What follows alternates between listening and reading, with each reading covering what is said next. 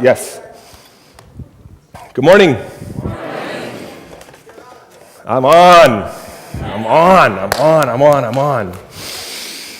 So nice to see you all again. I feel like this is a coming home party for me. I have been out in the world spreading the inner light, and now I get to come back here and spread it with you. It feels good. I tend to do well when I speak in congregations where there are a lot of people of color, because I like to yell at you and I like you to yell back at me. It's kind of fun. Instead of me just pouring myself out, there's a kind of dynamic exchange, and I get to feed off of your energy and you get to feed off of my energy. Does that sound good? Yes. So feel free to hoot, holler, gesticulate, do whatever it is that you need to do to be in relationship with me so that we can get it on together today, all right? I'm going to apologize right now to the person behind the camera. I move a lot. So those of you who are on, stay with me, because I can't help it. Raise your hand, please, if you know that being in relationship is a spiritual journey. Yeah. It is a journey. I started off as a lone wolf. Really, I was isolated, bathed in judgment. Judgment of you, judgment of me. It was not fun to be in this body, in this soul. It was an isolated place. It was a place in which I would look out onto the world, and all I saw out there were the judgments of me that I was projecting onto you. And I felt that judgment shining back at me. And it just made me want to go hide, frankly. I was like, I don't want to play. I don't want to play with y'all. Because you think I'm too big, too white, too stupid, too smart, just fill in the blank. I could project all kinds of things onto you to project onto me. It's just crazy. It was this wild loop that I was in. And it made me feel like I didn't really like humans all that much. Frankly, you were kind of scary to me. And I lived in a space of judgment, and so I just kind of would retreat back into myself, and every once in a while, I would show up and talk to the ugly, judgmental people, and then go back to my home and my house and read books and pretend to be very spiritual.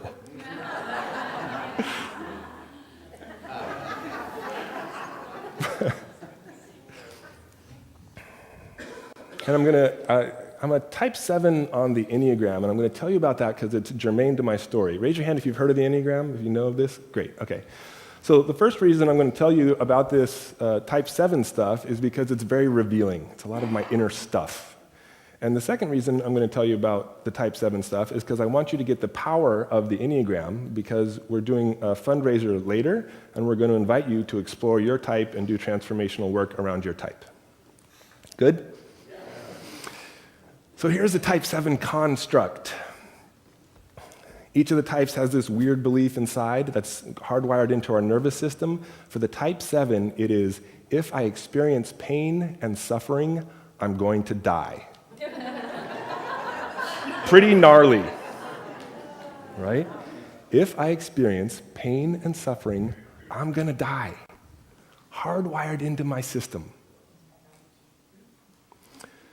So what that means is that we avoid getting into deep relationship with another. Can you feel this? Yes. If I get into deep relationship with another person, at some point, they're going to leave. Or there's going to be discord. Or I'm going to say something that's going to hurt their feelings, or they're going to say something that's going to hurt my feelings, and pain and suffering will commence. With me? So the resolution to that, don't commit. Right? Don't share intimate time. Don't open your heart. Don't create bonds. just kind of skim along the top of life. I am a star. Feel my warmth, but don't connect with me.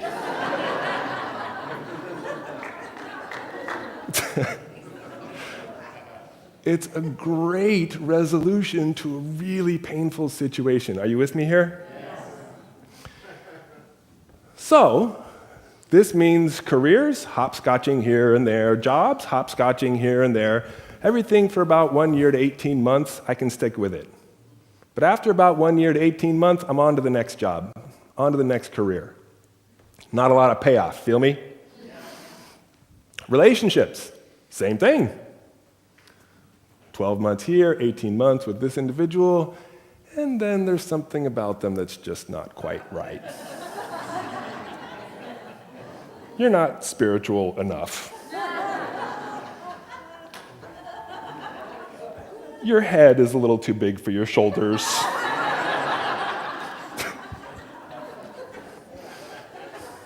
You're kind of crazy. It's time for me to move on. Became very isolating, very lonely. I looked out and there was nothing there, no one there.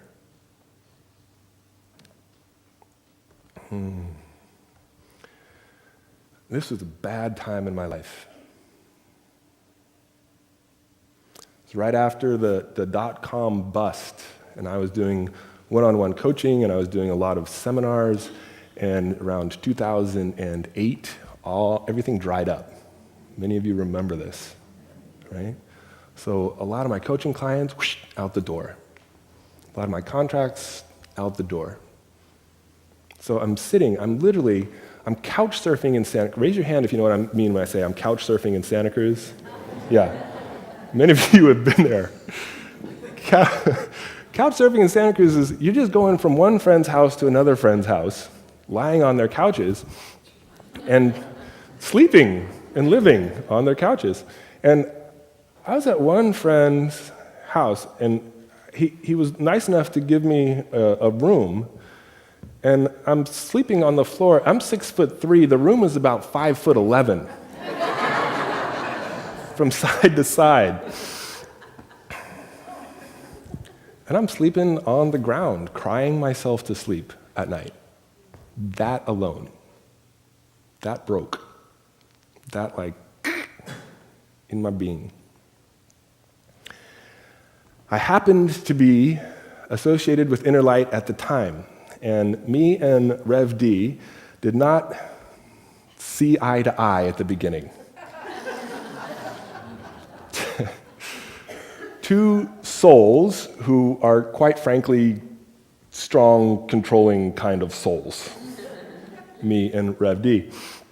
And we were in conflict, and we would butt heads about leadership and what's going on and how to do things. I mean, there were some times when people around us were like, oh, what is going to happen between these two? And at one point, Reverend Deborah says to me, Ben, you're mine. God told me you're mine.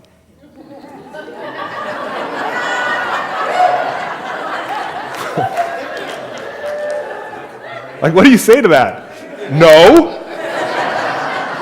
You can't say no to that, right? It's like, shit, all right, well. Let's do it then. Oh, where are we going to go? I still knew what her Enneagram type was, and she didn't know.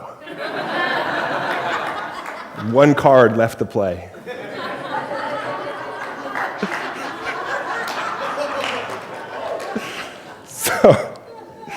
So, all right, I'm in with you.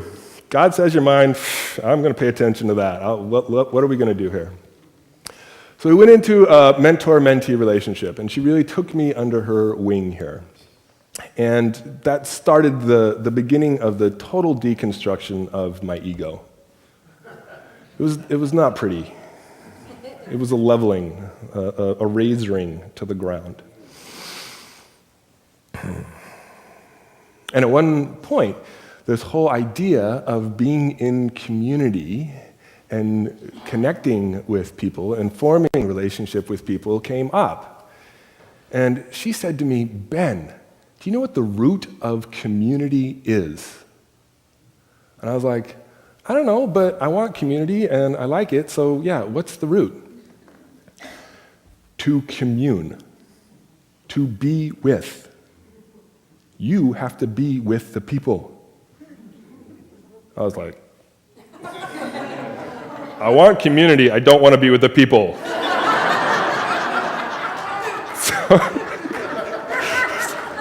So can we rearrange this a little bit?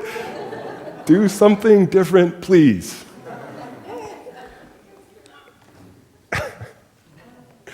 I would teach, we were doing Enneagram seminars here and seminars on abundance and prosperity. Deep work. Like, a lot of people would come. Many of you have been through some of our programs. A lot of people would come, and there was deep, open, tears and heart showing, and we would drop into deep healing spaces. And I loved the work, and I loved how revealed and how open and how everybody was showing up. But the smoozing with people beforehand and during lunch and after was just right? I just wanted to basically teach, transform, and run. That was my idea of a good day. But this communing thing, the being with the people thing was just God, Rev, to commune. Oh.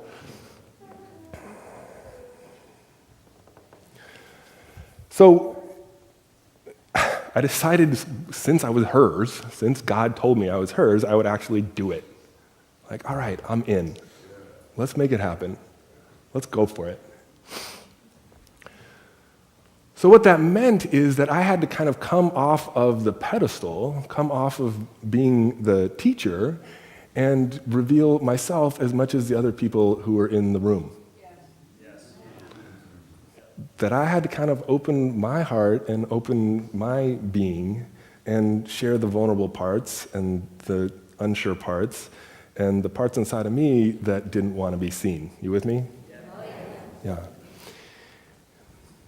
And lo and behold, after a number of years of this, you stopped being so scary. And there was there's love out there. Oh, there's reflected connection. Oh, there's friendship. Oh, there's all these people that can actually support me rather than making me feel inadequate. That's cool. Who knew? Yeah, you can clap for that one. Yeah, who knew that you're not as scary as you were pretending to be? You all must have gone through some really good seminars. You must have been hanging out at the Light. Because you're all transforming and you're so loving and generous and alive and vibrant and connected now. The way you weren't before.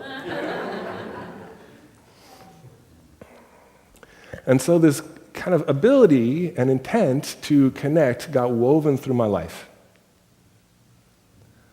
I ended up with a woman whose head and shoulders were about the right size.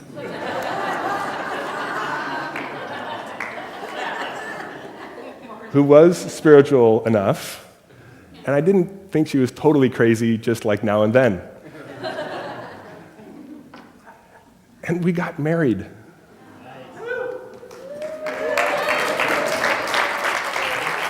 Which is a big deal for Enneagram Type 7s. I just want to tell you, I get more calls from women saying, Ben, I have a Type 7 boyfriend who will not commit, what the hell do I do? I get those calls all the time. So we committed, and then it was time to have a baby, right? Her biological clock was ticking. And again, I was like, I don't think so. Marriage is one thing. A baby, that is forever, yeah? Can you feel the level of commitment goes to a whole nother? When it's a baby, it's not Oh, yeah, I'm a light. With the baby, it's like again and again and again. We're here. We're connected. I'm yours. You're mine. We're together. It doesn't stop. It doesn't stop. Raise your hand if you know it doesn't stop. Yeah, it doesn't stop. It's on, and it's on, and it's on. And my little type 7 self said, I'm not going there. Now my wife is an Enneagram type 8, different beast. The 8s have power. When they want, right? And she was trying to like control the want and get mad at me because I didn't want her to want, and there was all this like going on in our relationship. She wants a baby, I don't want a baby, and we're doing this thing. It got a little ugly. Till she went and saw a therapist, and the therapist said, go ahead, want. You have permission. Give yourself permission to want it as bad as you want it. That was freeing. Can you feel how that might be freeing? For somebody to want it? And I went and I did my work around my like type 7 stuff, and she shifted and I shifted, and we came back together and we're like, we can have a baby now. We can do this thing. And at the same time, I'm going through classes at Light Ministries and starting to develop relationships with many of you in the room. And those relationships are starting to get deeper. And I'm finding that the people who I'm working with as a coach, as a trainer, they actually like it that I'm in relationship with them. Who knew? That your inner emotional and spiritual work could actually have a dramatic impact on your business success. You feeling me here? And so that is the kind of work that I've been doing for the past 15 years. Working with people with a lot of power and influence, often people who look a bit like me. White, male, gray hair, kind of contracted and twisted up, but willing, available, open their hearts and open to step into something new, a new way of being in relationship, a new way of being with people. The people that I'm working with often are investing upwards of $3 billion. That's with a B, $3 billion. That's a lot of influence. Can you feel that? They have a lot of impact. Where that $3 billion gets invested matters. And so a lot of them have the charter, the capacity to invest this money in things that are green, that support the environment, in organizations that support social causes, in places where other humans are uplifted, shifted, transformed through the work.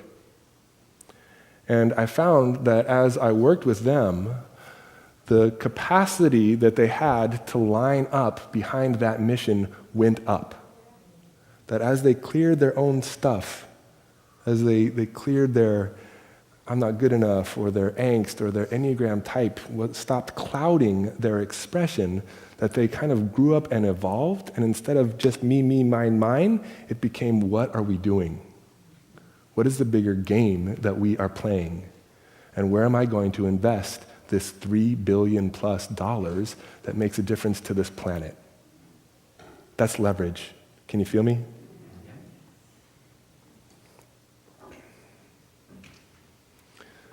So my income went up. Started making a lot more money working with these folks. My seminars went to new layers of depth and connection. And I found that there was a need, a desire inside me to build's not the right word, to forge community. It feels like forging to me. That there's a way in which, when we're in community, we push each other's buttons. And it is so easy when the right button gets pushed, when I feel judged or abandoned, or like you've betrayed me in some way, it's so easy for me to take my marbles and go home. Like, I don't want to play anymore. You hurt my feelings. You were mean. People shouldn't do that to each other. I don't want to play with you anymore. Which feels like a very natural move to me. It feels like a survival instinct that's actually really a good idea. But we end up without community. We end up isolated. We end up alone. We end up in spaces and places where other people can't show up and support us. So we started a couple of groups, and in one of the groups, we do this practice where we share ourselves deeply and richly with each other. And even when we get triggered, the commitment is, I will come back to the relationship. That even when I want to run, even when you treat me badly, even when I just want to kill you or run away, I will come back to the relationship. I will speak my truth. I will open my heart. I will reveal myself to you. I will be in connection with you. I lean into the oneness that is connecting us to each other. Yeah.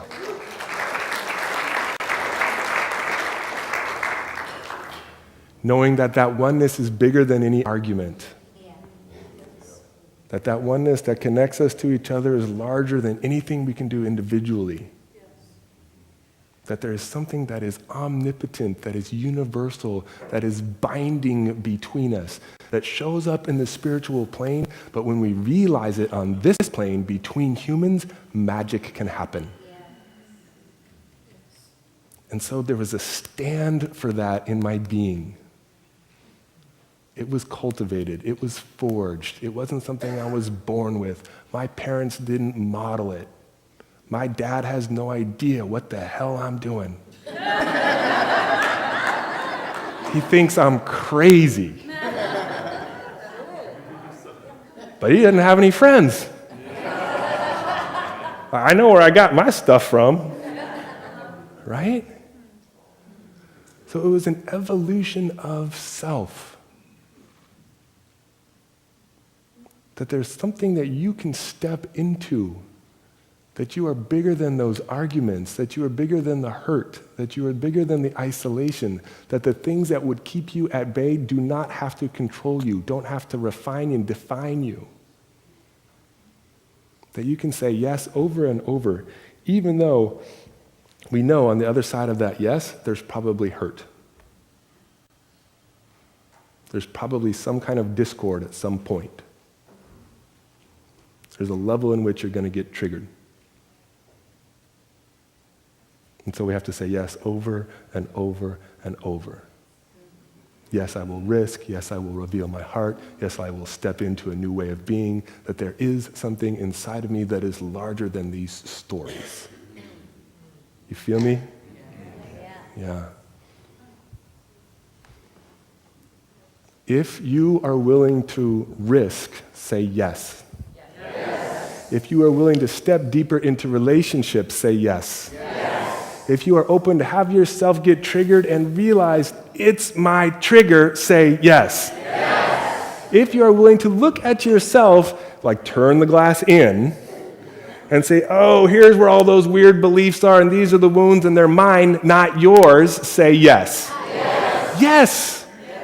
This is a journey we can take together. This is not something we can do in isolation. You feel me? I'm done with that game. The isolation, paying attention to the story game is just old. We are getting called to a new space and place and time. The message that we're giving here, look, it's going out to all these people through the internet.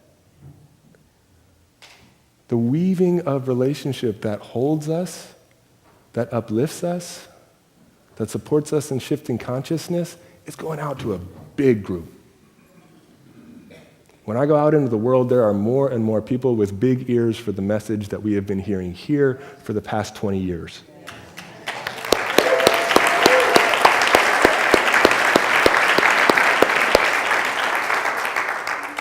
And I'm coming out of the closet. I'm letting my freak flag fly out there.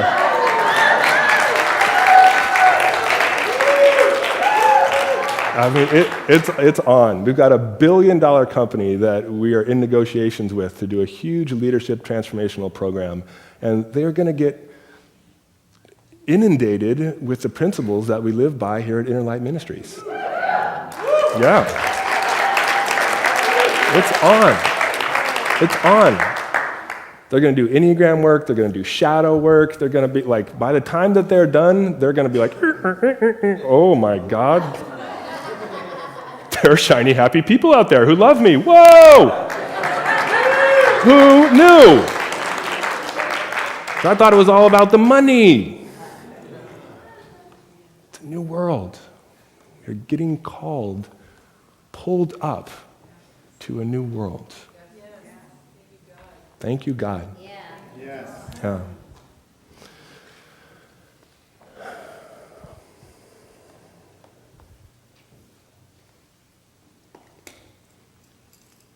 So I had a lot of conversation with my wife, Karina, before I came here today about what I would say and what I would reveal. And at the end, she just said, Ben, just pay attention to your gut. Just like check in with what's going on for you on the inside. And so my gut is saying we can reveal another layer. Is it okay if I reveal another layer? Yeah. Okay. So about a month and a half ago, Karina, my powerful, beautiful, type 8 wife, went in for a biopsy, and they found that she had breast cancer. And it was devastating.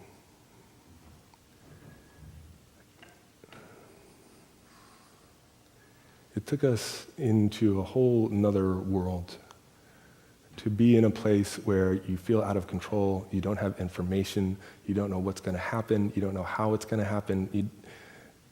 As soon as you get that result back, the C word, everything in your life just kind of shifts.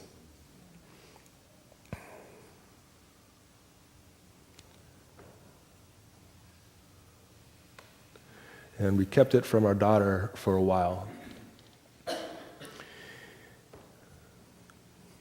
Because the word is kind of loaded. That particular word is kind of loaded, and we didn't want all the projections and stories that she would have to deal with it. She's 6 years old now, our daughter Jordan, 6.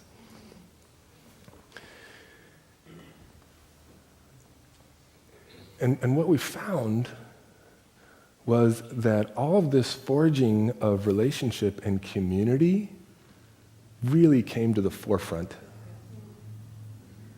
That something inside of us knew we could reveal this to our inner circles and to our friends and the people that we care about, and that they would rise up, that they would support us, that we were in a net, a web of relationships for such a time as this. Yeah. That's right. You feeling me? Yeah. And that happened. It happened over and over and over again. That we could feel the love coming through the telephone, that we could feel the love on our private Facebook group of people saying whatever they needed to say to us to express how they felt. That people came over and took care of Jordan when we had to go get this test and this thing and that thing. Like there was all these offers of support. And in one of our meetings with a group, with our inner circle, a group of 12 people, in the middle of the meeting, somebody said, it's my pleasure to support you. It's not a burden on me. And there was something inside of me that was like, come on. Seriously? But when I pushed into him, it was so true. Like, it was undeniable. He was standing in his truth in a way that just, I was like, he really fucking... He really actually believes that. I was so like, oh my God. Before I came in here today, I said, I really want to embarrass myself on stage.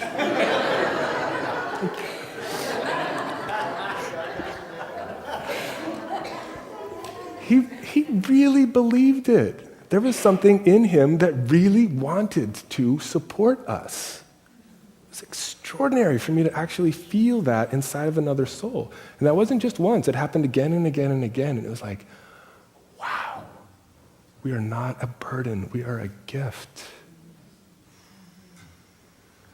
And at one point, Karina actually said, you know, this feels kind of weird, but somebody in this community this was going to happen to, and I happen to be the one to deepen this web of relationship and to get us more connected, to weave something here. I happen to be the one. I didn't want to be the one. I don't want to be the one.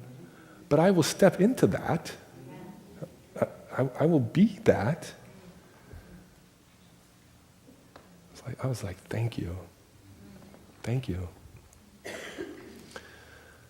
So then after a while, we were like, all right, we have to tell Jordan, our 6-year-old daughter, about this. We said, you know, Mama's got something in her breast. She has cancer in her breast. And Jordan said, well, how did it get there?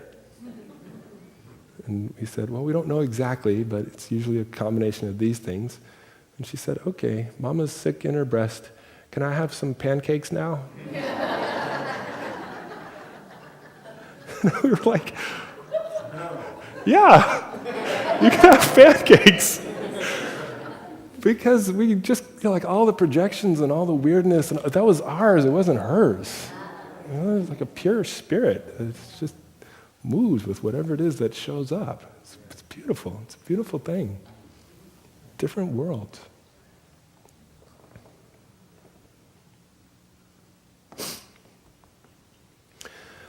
So Karina was very clear with me that if I were to reveal this to you, there were some things that I was supposed to tell you. First, we don't want people telling us what to do about it. You know, like, I don't want to hear about the doctor. She doesn't want to hear about the doctor. We don't want stories of other people who have cancer and this happened to them or that happened to them. We don't, like, none of that stuff. We want your love and we want your prayers. Got it? Yeah, we want your love and we want your prayers. And we're very selective about, you know, we're getting support in many different ways, and we're very selective about that. But she decided that I should tell you that, and you don't go against the type 8's wishes. She wants you to do something, you do it, so I did it. And we're in agreement, yeah? Yeah. Beautiful, thank you. Yeah, you can give a round of applause for her. So my invitation to you is to use these principles in your life, to do this with this community here, to join in to the ongoing classes here, because one of the things we found is that if there's not a structure around how you build community, like you come in here and then you do it again and then you do it again and then you do it again, you won't show up. You've got to have some structure around it. There's got to be something that you're focused on, and so that you actually come together as a community over and over and over again. So use it. And when you feel judged or you feel judging of them, that's not the excuse to go away. All that means is something's happening. Something's showing up for healing. Be with it. Investigate it. Get interested in it. But don't buy the story. With me? Yes. Raise your hand if you understand and you're in. Yes, beautiful. Give yourselves a round of applause for stepping up and stepping in.